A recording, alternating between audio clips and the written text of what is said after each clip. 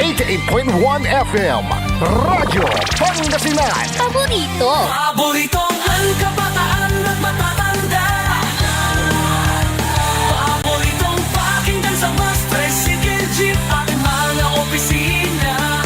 Paborito mo, paborito ko, paborito natin lahat. DWJ 88.1 FM, Radyo Pangasinan. Number one pop music station. Paborito. Ang susunod na programa ay rated GP. GP? Ano yun? Garantisadong pampaborito. S P M Saray Balitan Matua ed Radyo Pangasinan. Programan magipasabi na Saray Matuan nagagawa ed balay, probinsya, bansa, tanjat intiron mundo. S B M Saray Balitan Matua ed Radyo Pangasinan. Kaulo, Kantabayo, say lawas kaaro tang kapaborito yo. Joseph Kanilang Bakani. S B M Saray Balitan Matua ed Radyo Pangasinan. Lunes hanggang Biyernes, alas 9 hanggang alas 10 na kabuwasan. S B M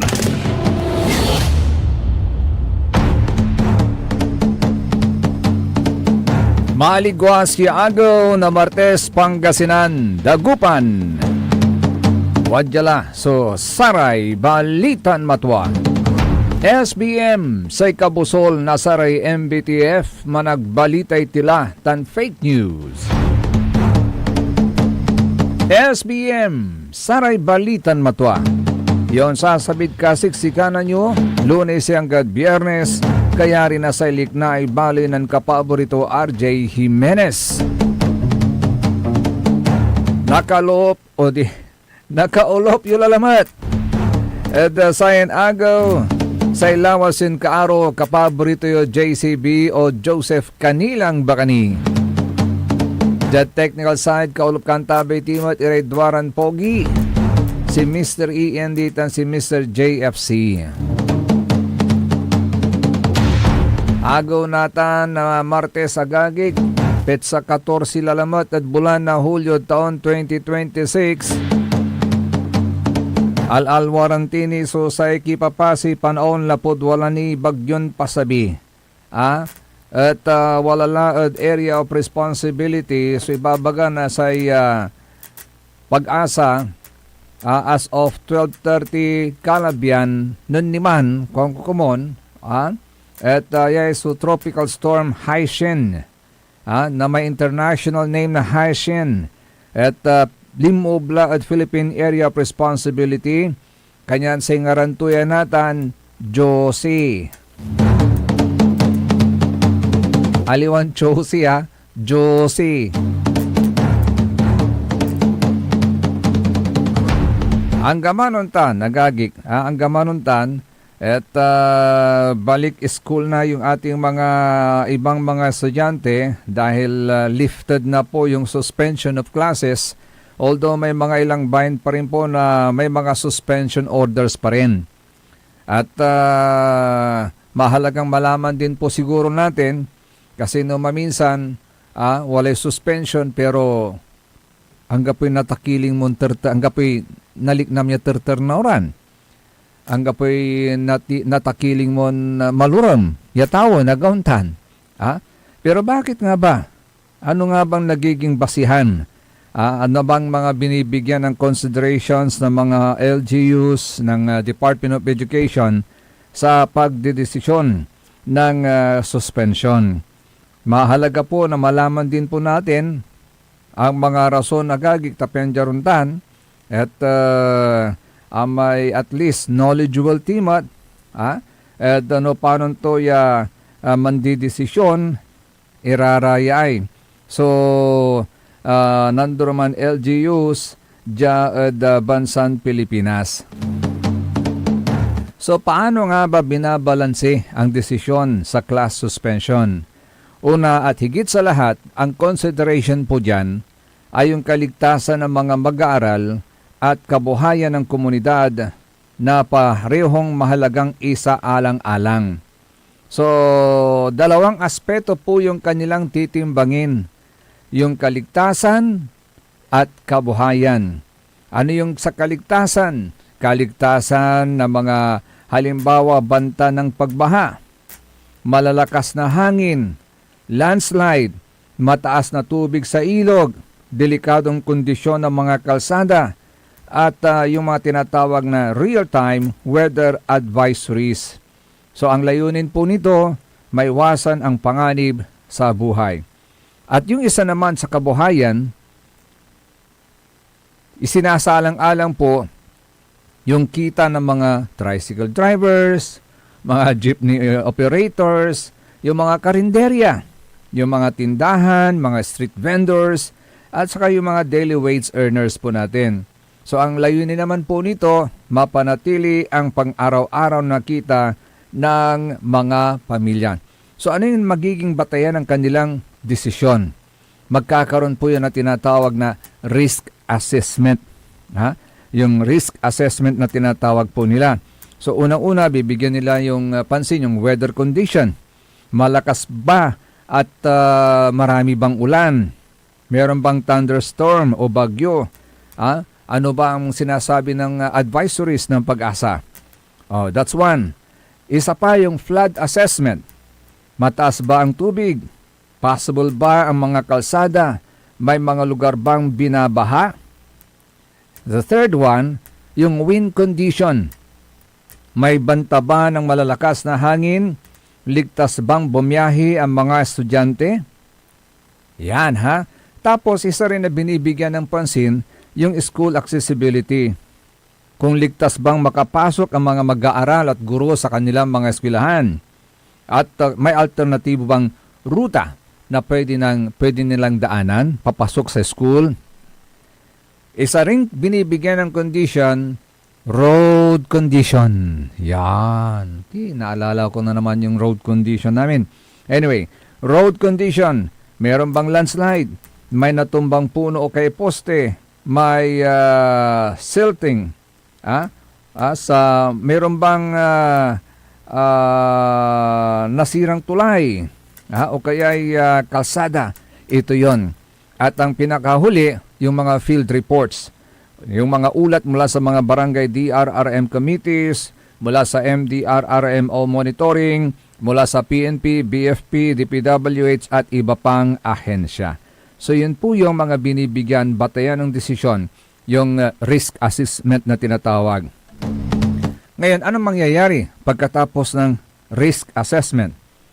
Ang mga nakalap na impormasyon ngayon ang magsisilbing batayan sa pagbibigay ng rekomendasyon sa local chief executive kung kinakailangan ng class suspension, kung kinakailangan ng preventive evacuation, o kaya kinakailangan ng road closure at iba pang MDRRM measures.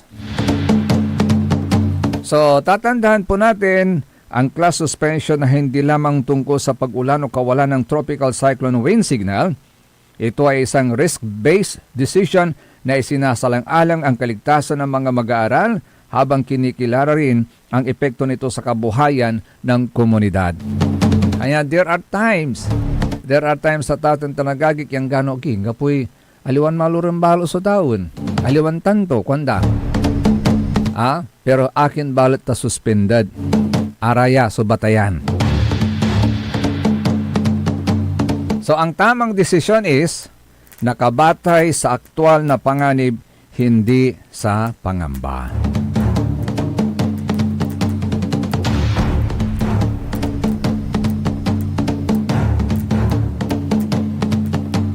Nathan, nankaroman ay muli pong nagpatuloy ang impeachment trial dito sa laban kay Vice President Sara Duterte. At sa kilalamat niya NBI agent, ang iniharap ng prosecution panel as among their witnesses sa naturang trial. There are 4, apat na dahilan kung bakit may impeachment case laban kay Vice President Sara Duterte. At inuuna po nila ngayon yung threat against the President, the First Lady, at saka sa kay former Speaker of the House, Congressman Romualdez Saguntan. Natan, jad inyarap to yeso sa kilalamat ya NBI agent at ating tanagagig. Sa mata po ng taong bayan, ito po isang malaking hamon. Hamon ngayon sa hanay, sa sangay ng NBI, ang involvement ng ilan sa kanilang kasamahan sa naturang trial dahil dito makikita kung gaano ka-credible ang National Bureau of Investigation bilang lead agency na expert sa pagsasagawa ng mga investigations at follow-ups, pangangalap ng mga ebidensya sa mga controversial cases sa bansa as against their counterparts sa PNP at sa AFP. Ngayon, sa pagharap kahapon ng second witness impeachment trial versus BP Sara, naging usap-usapan ang kredibilidad ng second NBI witness na si Attorney Jeremy Luntok dahil sa kanyang mga kinakaharap ng mga kaso sa ombudsman gaya na lamang ng perjury. Sabi nga nila in criminal law, perjury is the intentional act of lying or making a false statement under oath or affirmation during an official proceeding, whether orally or in a written document. And it is considered a serious offense because it undermines the integrity of the judicial system. So in Tagalog, ito po yung pagsisinungaling sa ilalim ng panunumpa na isa pong krimen na nangyayari kapag ang isang tao ay sinasadyang magsinungaling o magbigay ng maling pahayag sa harap ng korte sa ilalim ng isang panunumpa o affirmation. Natanatatan tanagagi. Pag sinabing may panunumpa, dapat ay nasa ilalim ng oath o affirmation ang testigo o partigo. Like saying, I swear to tell the truth, the whole truth, and nothing but the truth. Nagauntan. So, pero after saying all those words, meron pa ring pagsisinungaling. So, kapag kasinadyang magsinungaling, hindi po yan basta pagkakamali. Dapat alam ng tao na mali ang sinasabi niya. At ayon sa ating revised penal code, under Article 183, ang perjury po ay isang krimen na may parusang aresto mayor hanggang presyon koreksyonal. Na ibig sabihin, mula 1 buwan at 1 araw hanggang 6 na taon na pagkakakulong po yan depende sa kalubhan ng yung ginawang krimen.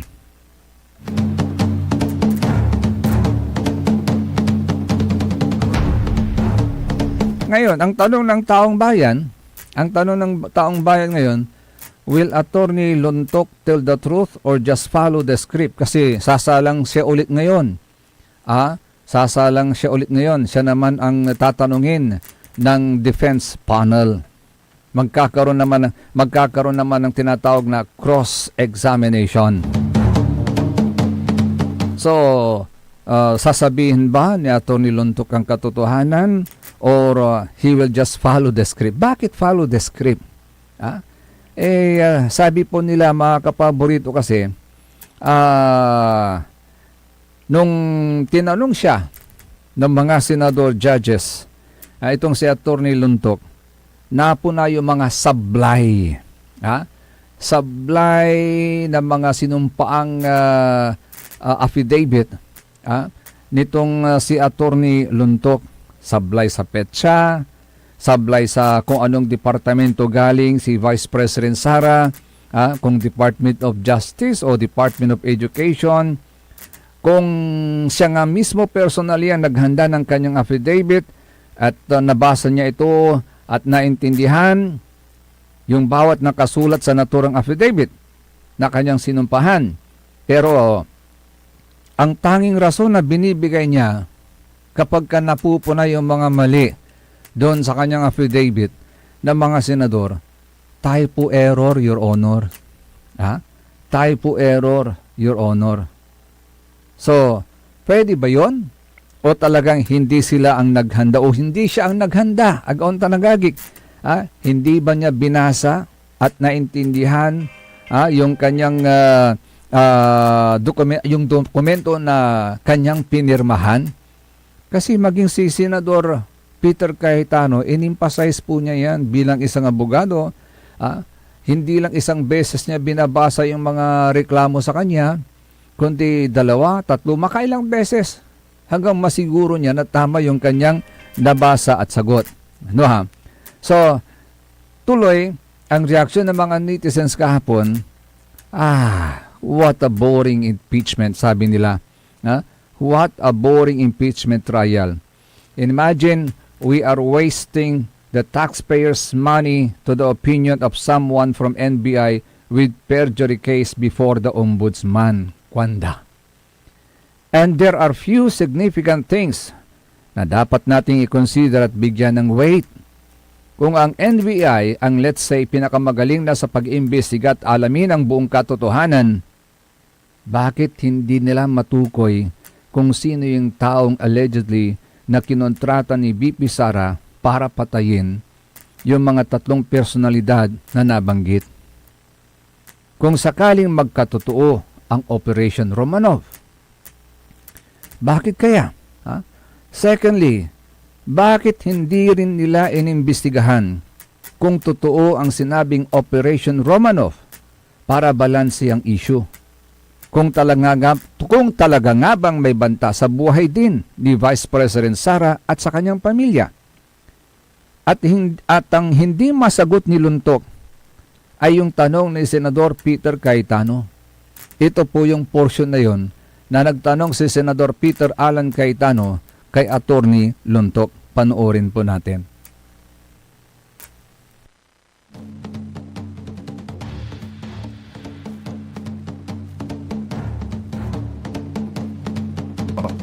But who was the Vice President claiming na pwedeng magpapatay sa kanya? Again, Your Honor, yun po yung reason ba't nag-issue kami ng subpoena. No, Gusto po na... sa reading nyo ng statement niya, sino tinutukoy ng Pangulo na mukhang mag-ooperate sa kanya ng Operation Romanov? Sinong pinagbibintangan niya? Well, una, kung ang pag-uusapan Romanov, Your Honor, ang alam namin na unang nagbigkas ng Romanov ay si Mayor Baste yata noong January 2024. Yes, that's irrelevant. Ang question ko, in the mind of the Vice President, sinong pinagbibintangan niya na pwedeng magpapatay sa kanya? You said you investigated eh. So mahaba na testimony niyo ni Agent John Mark. So of course, kasama sa investigation niyo, sino sa mind ni Vice President magpapatay sa kanya? Well, again, Your Honor, since wala kaming makuhang valid information, Hindi ba klaro sa video na ang pinagbibintangan niya is the First Lady, the President, and the Speaker of the House? So sabi niya, pag pinatay ako, patayin mo silang 3. So ang pinagbibintangan niya na magpapapatay sa kanya, yung 3. I cannot answer to that, Your Honor. Senator Judge Allen, kindly wind up. But you have to be able to answer that because you're the one who investigated. And that is crucial. Why? Because part of your self-defense, so for example, if I know na sa senator judge, pag hindi ako bumoto one way or the other, papapatayin ako ng puti.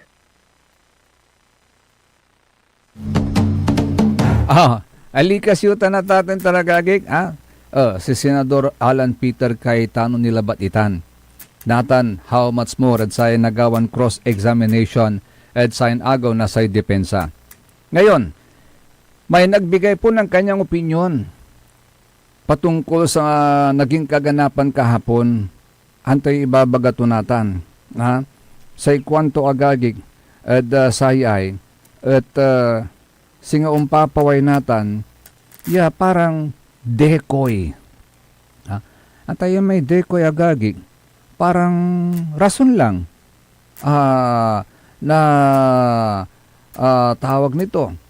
Yung impeachment trial na ito is a distraction at sa may tuwan issue. Ano ba yung tuwang issue na sinasabi nila? Yung totoong issue na sinasabi po nila, yung flood control corruption. Sa ikwanto the timing is too convenient to ignore. when corruption in flood control projects surface involving massive budgets and life-saving infrastructure, the nation should have been united in demanding accountability. Instead, almost immediately, the political spotlight shifted toward the impeachment trial. Sa gabay ito ni baga, nan bimasngaw, simangaw itan. Nan simangaw itan so flood corruption at flood control projects biglamat. Ya insingit itan so impeachment trial kontra at kinan Vice President Sara Duterte. Sa ikwanto ni Agagik, ang media focus has been successfully redirected from flood control corruption to impeachment. Flood control corruption is technical, bureaucratic, and slow to explain. Impeachment, on the other hand, is emotional, sensational, and guaranteed to dominate headlines.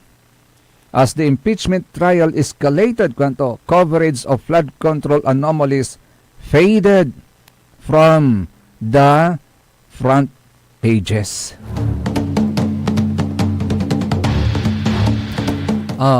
Yasay kwanto niya tatang tanagayik, the states of flood control corruption are far greater. Why? Kasi flooding destroys homes, livelihoods, and entire communities. Pero, bakit yung impeachment trial ang kanilang pinagtutuunan ng pansin? It may be constitutionally significant, but it does not carry the same immediate human cost.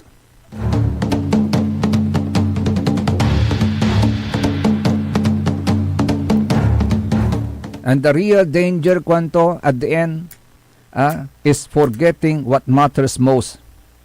If the impeachment trial becomes the nation's obsession, flood control corruption may escape the scrutiny it deserves. The Filipino people must remain vigilant. Political drama must never erase the urgency of accountability.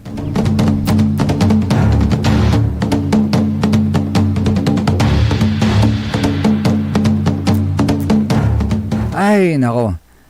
So, talaran ng tilalamat. The sign agaw agagik, i-cross-exam na sa defense sa lawyers. So, witness na sa prosecution, si Attorney Luntok.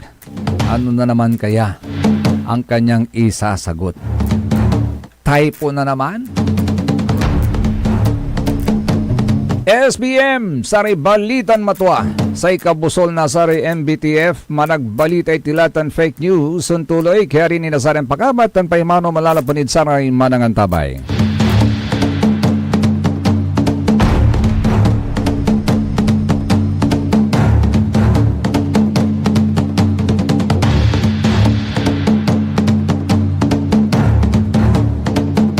Ang puta-putang Iran balita. Kulelat na nga yung tatay, kulelat pa yung anak. Ang puta-putang Iran sunata. Hawak mo ang beat. Son ang puta-putang Iran impormasyon. Aya, so #1 pop music station. DWJE 88.1 FM. Radyo Pangasinan. Paborito. Want to escape the hustle and bustle of city life? Look no further than the River Palm Hotel and Resort, your premier destination for affordable luxury in Pangasinan. Nestled in the heart of Barangay Banyaga, Bugalyon, our hotel is surrounded by the breathtaking beauty of the Agno River. Our haven for comfort embodies the essence of Southeast Asian hospitality. Whether you're seeking a romantic getaway, a family vacation, or just a peaceful retreat, the River Palm Hotel and Resort is the perfect choice. So what are you waiting for? Book a tranquil experience where unforgettable memories are waiting to be made. For reservations and more information, visit our Facebook page, River Palm Hotel and Resort. Your home by the river awaits you. Ika-100 taon ng pagbibigay serbisyong pangkalusugan ng Region 1 Medical Center bilang isa ng 1,500 bed capacity na ospital, mas marami pa ang mapapagaling at buhay na madudugtungan ng ospital di lamang sa Pangasinan kundi sa buong Northern Luzon sa tulong ng 12 accredited residency training programs at 13 active specialty centers nito: Cancer Center, Dermatology Center, Eye Center, Heart Center, Toxicology Center, Burn Care Unit, Center for Mental Health, Acute Stroke Unit, Geriatric Center, Infectious Disease Center, Kidney Transplant Unit, Lung Center at Trauma Center. Patuloy na mangunguna ang R1MC sa pagpapaigting at pagpapaibayo ng dekalidad na healthcare delivery hanggang sa susunod na siglo. 100 years of healing, compassion, and service. Region 1 Medical Center ang inyong partner sa kalusugan. Region 1, number 1. Asahan po ninyo ang dekalidad na serbisyo sa Region 1 Medical Center at ng Department of Health. Ito po ang inyong lingkod, Dr. Joseph Roland O. Mejia, ang inyong Centennial Medical Center Chief ng R1MC. Sa bagong Pilipinas, bawat buhay mahalaga. Ang pangalan ko po ay si Jolito Kilantang, 35 years old. Ako nakatira sa Upper San Vicente, Liloan, Cebu. Noon, ang katawan ko mabigat, hindi ganda kilos. Tapos yung paningin ko may diferensya na, hindi makita ng malayo. Pag-take ko ng Ikarmati, feel ng katawan ko na okay na, hindi na mabigat, hindi na puyat, at hindi na rin paningin ko mawala-wala. Malinaw na yung paningin ko. Yung nakatiga ko ng Ikarma, sa 2 linggo, sugar test ako ng 342. Sa pagbalik ng sa 2 linggo, 248. Malaki ang binaba ng sugar ko dahil sa Ikarmati. Malaking pasalamat ako sa Ikarmati. Mare! Kabigla ka naman, Mare, ha? Grabe, gimaggana ka, ah. Mare, di mo sinabi na uwi ka pala ng San Carlos. Ay, oo. Namiss ko na kasi dito ang pamilya ko. Ito na palang San Carlos ngayon. Grabe, Mare. Ang laki na ng pinagbago. Siyempre naman, Mare, alam mo ba na dito sa syudad natin, malaki na talagang pagbabago. Mula sa mga infrastruktura, nandiyan na mga konkretong daan at mga bagong pasilidad. Wow! Meron din tayong trending na ayos, kalusugan karavan na nagbibigay ng libreng serbisyong medikal. Palita na! Saka, nandyan din ang mga programang pag-agrikultura para sa ating mga magsasaka. Ay, wow! At higit sa lahat, Maria, ang pagpapanatili ng peace and order ng ating syudad. Perfect! Di lang yan, binibigyan din ng halaga ang kapakanan ng lahat ng tao at pantay na karapatan sa mga serbisyo ng gobyerno. Grabe, Mare! Ang bongga na talaga ng San Carlos. Parang ayoko na bumalik sa ibang bansa. Oo, Mare. Kung ako sa'yo, dito ka na lang sa San Carlos. Dahil sa San Carlos, tunay na subok na ang serbisyong ayos. Mayor Julia Ayo Resuello po, kasama si Vice Mayor Jose Resbox Resuello at ang Sangguniang Panglungsod ay nandito upang umagapay at magserbisyo sa ating minamahal na syudad. San Carlos, maunlad, ligtas at maayos. Paborito ng kabataan at matatanda. Paboritong pakinggan sa bus, tricycle, jeep at mga opisina.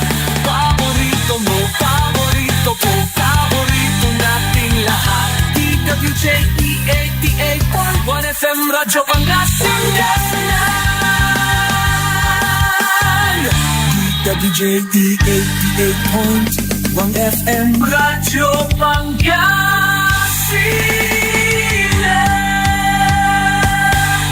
Paborito.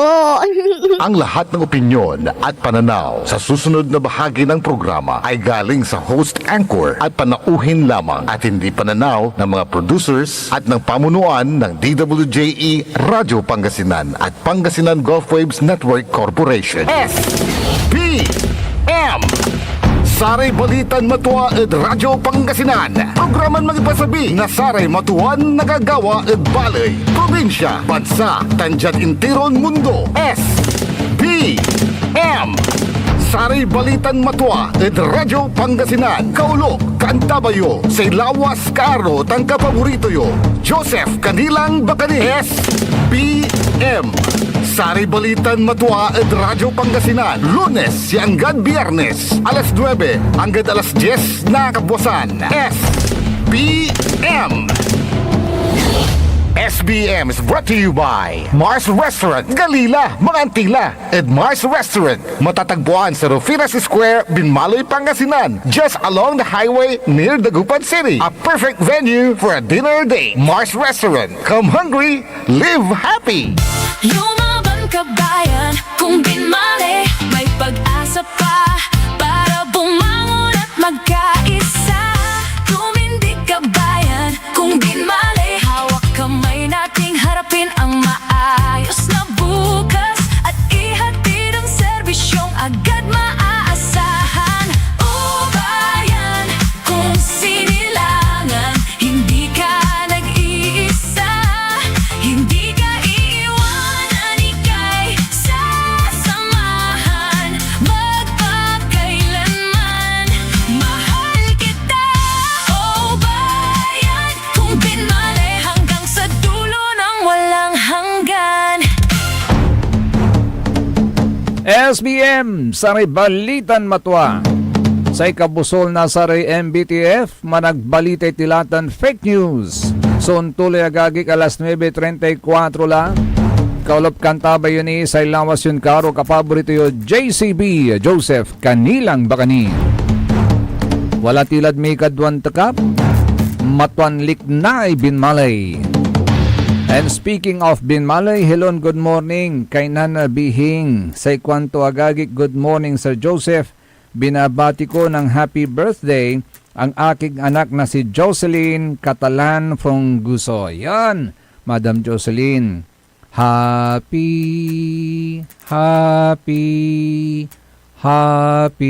birthday sa'yo. Anita, Nana Bihing ha.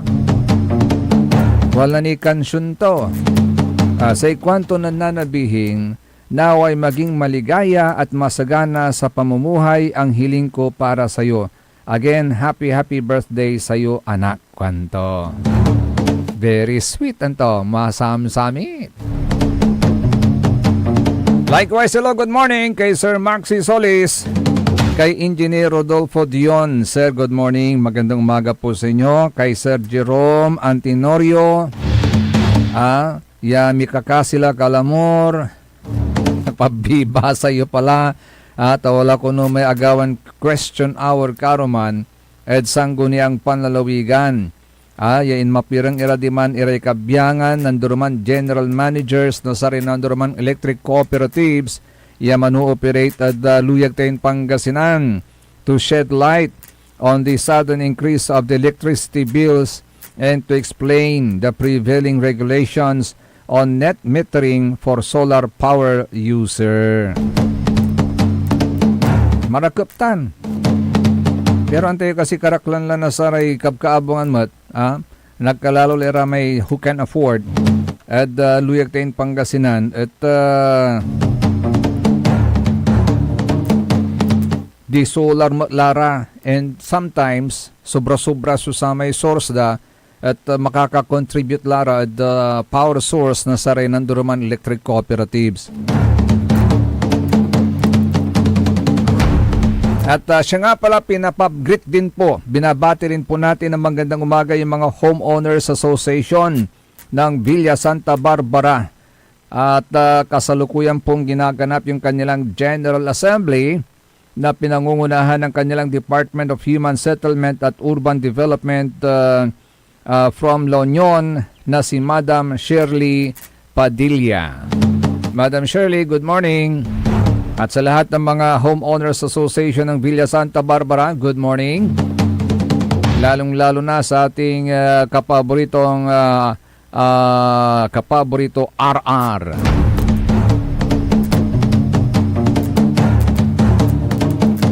Likewise, hello and good morning kay Madam Lizelle Basa. Share ko sa iyo yung attachment. Hinahanap niya ako, hindi ako mahanap eh. Share ko na lang sa iyo sa Messenger.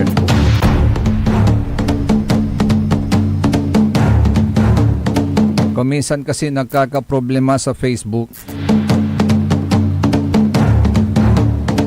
Anyway, kahapon mga kapaborito, at agawa mo lantiman so sa may State of the Municipal Address ng Mayor Merera ditan at sa may evacuation center yang betul-betul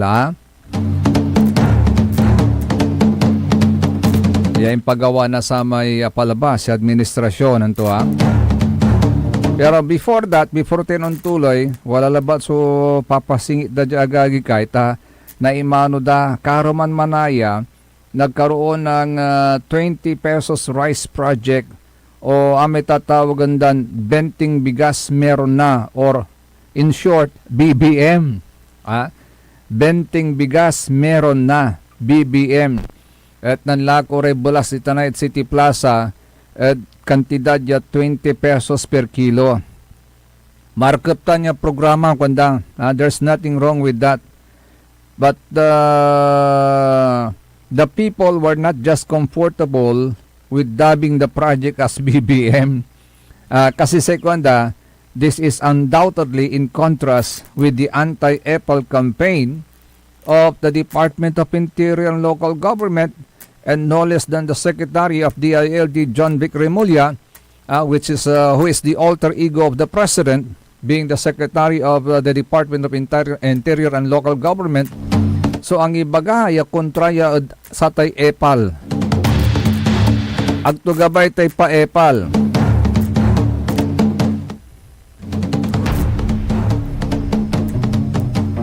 Agauntan, agtugabay tay pa Apple. Pero akin baulit, tawalaran instansya, so nyaran pankanaw-nawa, ya di ba sa kwanda at amay sa kwanda atay Apple, yun yung paglalagay ng pangalan, larawan, logo, initial, slogan o kulay na nauugnay sa kanila sa mga signage, tarpaulin, marker, relief goods o anumang material sa proyekto na pinunduhan ng buwis ng taong bayan. Gimaputan agagi sa may panaonan na dating DILG Secretary Angela Bilay Jesse Robredo na pinagbabawalan ng Department of the Interior and Local Government ang paglalagay ng pangalan, larawan at katulad sa mga proyekto ng LGUs at iba pang mga tanggapan. At tinawag po nila yan na anti-Apple drive. And the President of the Republic of the Philippines, hindi po explicitly exempted po dyan sa mga umiiral na patakaran na yan. Kaya lang, bakit daw? Ganon ang ginamit na termino. Benting bigas, meron na. Hindi ba self-promotion po yan? Sa bagay, hindi naman natatakbo muli ang presidente. One term lang siya . Sekwanda natin baka may nagpapalakas lang sa Malacanang. Si kayon talaga. Anyway, pumunta tayo sa Matuan Liknaay, dumako tayo sa Matuan Liknaay, Binmalay. So, sabi nga natin, karuman, agawa man, so sa may State of the Municipal Address, Demand Evacuation Center ng Mayor Merera. At napansin po ng mga netizens po natin, walang live feed, walang video. Walang live feed, walang video na nakapost sa social media at tanging nakapost ay parang mga summary ng naturang SOMA. Sabi nga dito sa kanilang FB page, kung pupuntahan po natin at waba nakasummarize lagagik so sa may indalat to ng mayor at sa may agaway soma to ng karuman. Yung pong mga achievements ng kanyang administrasyon, meron lang napansin yung mga netizens po natin doon po sa mga infrastructure projects. meron ho ba tayong rundown, listahan ng mga infrastructure projects na yan? Alin-alin po yung mga infra projects na yan? Drainage? Kasi sabi nila, so far, ang munisipyo have already initiated infrastructure projects na nagkakahalaga ng 57.4 million na napunta sa paggawa ng drainage, daan at school facilities. So, maybe a listahan ng mga 16 infra projects na yan. I don't know kung saan sakita niya in Dalat Karuman ng mayor at sa may sumaton to And meron pang napuna yung 100% crime clearance efficiency ng ating kapulisan na sinabing walang krimeng nakakalusot. Medyo may mga nagtaas ng kanilang kilay sa sinabing walang krimeng nakakalusot. You know why? Apay akin kwanda gagi. Kasit saray apalabas ya agaw wala ray ne-record ya amay tawag tuy ay takuwan ditan. Wala rin ni-record ya takuwan ditan. Ya wala ni may sakay first time tuy natakuwan. Kanyan in posto at social media kalamor first time to so natakuwan. Kanyan sa ikwanda kung walang nakakalusot na krimen. So with all due respect sa ating kapulisan sa Binmalay, I know they are doing their jobs naman, agauntan, bakit po may mga nangyayaring nakawan? Kasi kung sinabi nating walang nakakalusot na krimen, di dapat walang nangyayari ring nakawan, agauntan. So, sa bagay sa ikwandalanti, agmumalanti ni baga no kapigan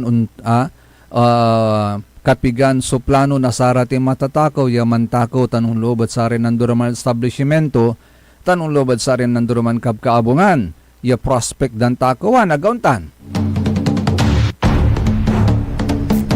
Pero sana mas makatotohanan kuanda sabihin na lang na at least they are doing their best agauntan. Pero yung 100% crime efficiency na walang krimeng nakakalusot. So sabi nila, I beg your pardon, kwanda. Meron po, may nakakalusot na krimen sa bayan ng Binmali. Recently nga sabi nila, yung Agber. Di ba may Agber ba dyan sa bayan ng Binmali? First time to yung natakuan. First time to yung naluban, may pwesto, may kalamor. Kwartan ng lako anda at sama ni Ago at imbatik. Nasa may mata ko. Say dadala nanda jad atop. Jad atop atatang tanagagig. Kaalian da mayero. Pero say makapakulkulaw. Siya sa may babagada. May pwesto ditan. Junction. Ditadnan sa ngaan. Wala atakuan niya pwesto ditan. The irony of it, sa ating kapulisan, huwag kayong magtatampo I know you're doing your job. Pero ito nga reality. Yung may pwesto ditan at ating tanagagi, katabi niya, outpost ng pulis. Police outpost. At labat, at nibaga, at saman niya oras, limo may mata ko, at sa atay pwesto ditan, at wala rin pulis, yawatan niya ka-detail.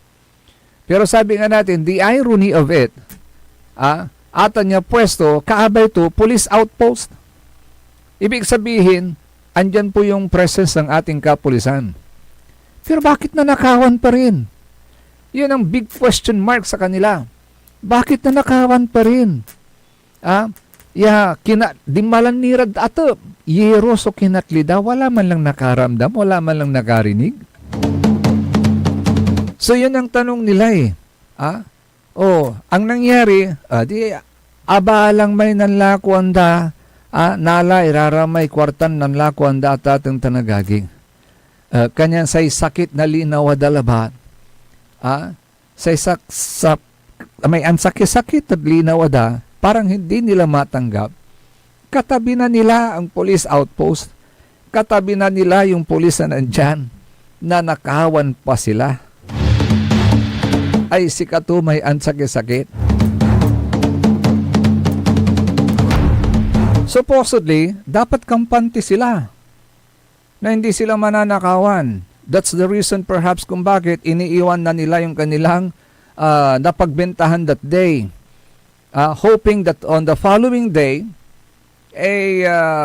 maradatnan pa rin nila yung kanilang napagbentahan doon, nagauntan. Because confident sila na kahit papano, because of the presence of the police there, of the police outpost, walang magtatangka magnanakaw sa kanila dahil matatakot sila dahil alam nilang may police doon. But unfortunately, no akin mat,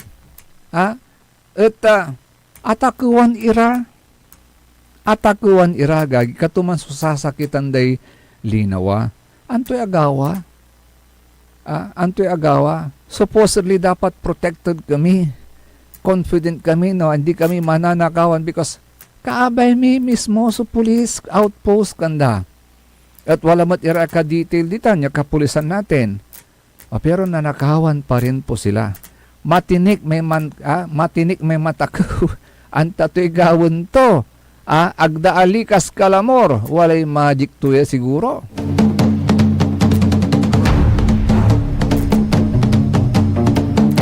So you see, kanya nun, abit lang may 100% crime efficiency na walang krimeng nakakalos at medyo tumas ang kilay ng ilan. Secondly, I just also don't know kung napansin din at nabigyang pansin yung mga pabahay sa Papaguyan. Kumusta na po, ano na pong status ng mga pabahay na yon? Pwede pa bang maramdaman? Pwede pa pang tirhan? Matitirhan pa ba ng ilan sa ating mga kababayan sa bayan ng Binmalay yung housing project na yan?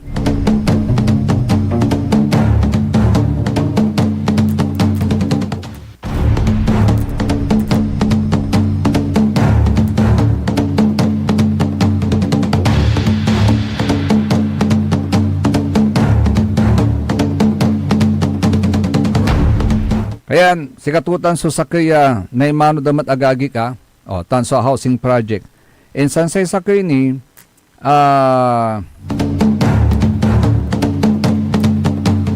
yan na imado da at ating tanagagi kasi nabanggit doon, yung health center dadalhin, pupunta, maghahatid ng serbisyo sa taong bayan. Bringing the government closer to the people, kumbaga, anto ha. Sekwanda, Mayor, tamang-tama. Yung mobile clinic na nandyan sa likod ng munisipyo ng ilang taon nang nakatingga. Malaking tulong po yun para sa mga mamamayan. Gagamitin niyo pa po ba yung mobile clinic na yun?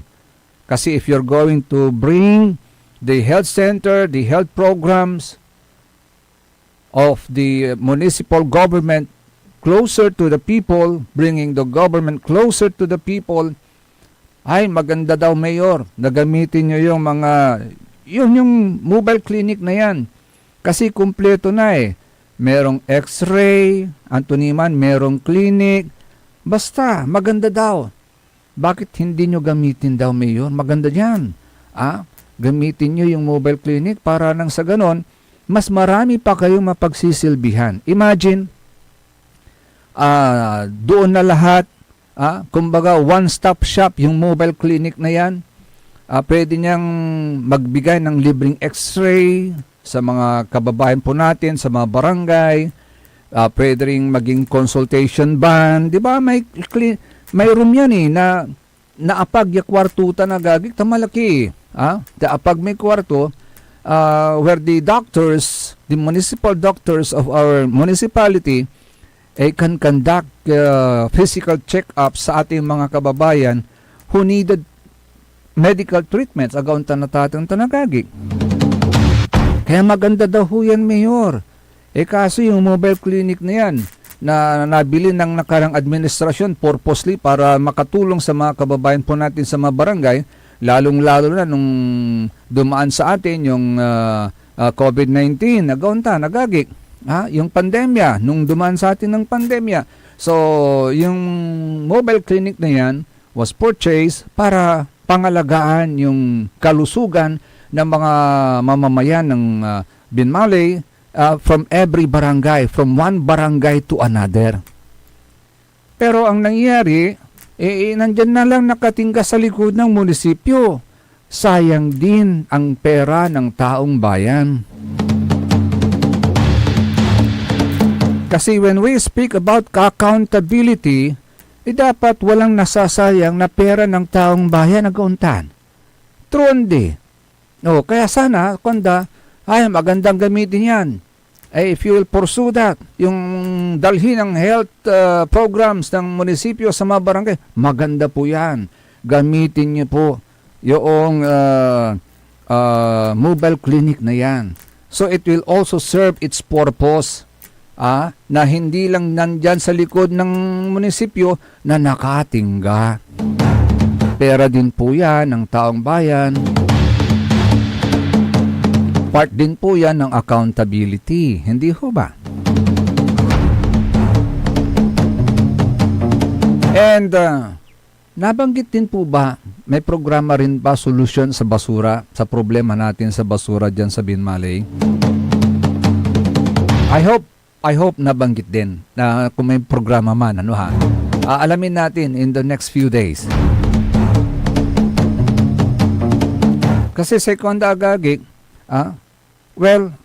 awards alone does not fully justify good governance kung hindi ito nararamdaman ng taong bayan. Sulitin natin Seconda Agagik, awards alone does not fully justify good governance kung hindi ito nararamdaman ng taong bayan. So dapat maramdaman. Nakakatanggap tayo ng mga recognitions, dapat nararamdaman. Hindi lang nararamdaman ng LGU, hindi lang nararamdaman dyan sa munisipyo, hindi lang nararamdaman nung nakaupo. Agaunta natin tanagagik. Kasi kapag ka nakatanggap ng mga awards, recognitions, parang for you, that's part of your glorification. Nagauntan. Part na glorification na sa kuya local chief executive. Why? Apay akin bakit? Kasi wala nitan si to, wala ni ibaga to, wala agawan to. Agauntan, natatinta nagagik. Pero sa ikwanda mo lante, dapat sana maramdaman din ng taong bayan. It's another day. It's another matonlik na Binmaley. Basta lawas tandaan, Binmaley, huwag kang susuko. Manindigan para sa maayos na bukas. Manindigan para sa isang serbisyong tunay na maaasahan. Always remember, there ain't no mountain too high to climb, and there ain't no mountain too heavy to move. SBM, saray balitan matwa. Sa ikabusol na saray MBTF, managbalitay tilatan fake news. So aron nga lang nyo at ating tanagagik, akala pakantabi lalangula, sa ilawas yung kaaro kapaborito yung JCB, Joseph, kanilang bakani. Kantabay team at technical side si Mr. END, tan si Mr. JFC. Pasensya kila, hangga po'y punto por punto kay atong Remonatan. Pero nabuas, narungalan nyo si kapaborito atong Remo. So see you po bukas dito lamang sa number 1 pop music station ng lalawigan ng Pangasinan, DWJE 88.1 FM Radio Pangasinan, paborito.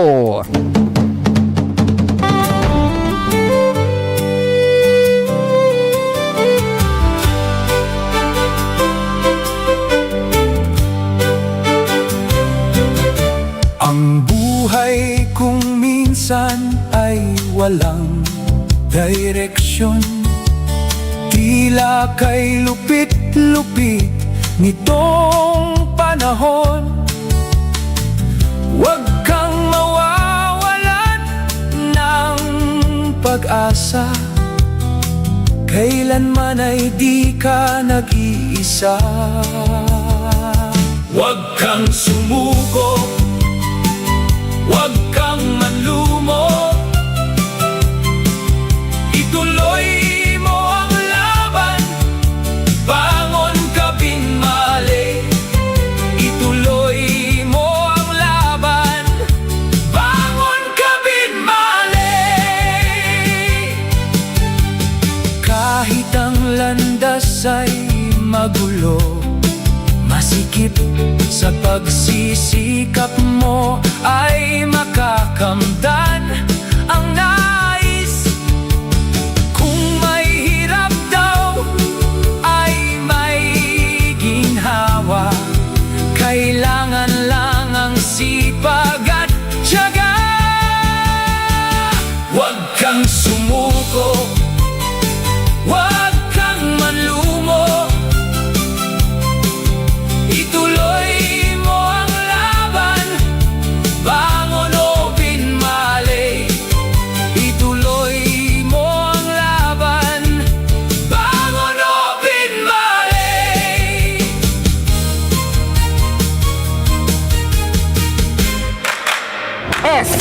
SPM Saray Balitan Matua at Radyo Pangasinan. Programan magipasabi na Saray Matuan nagagawa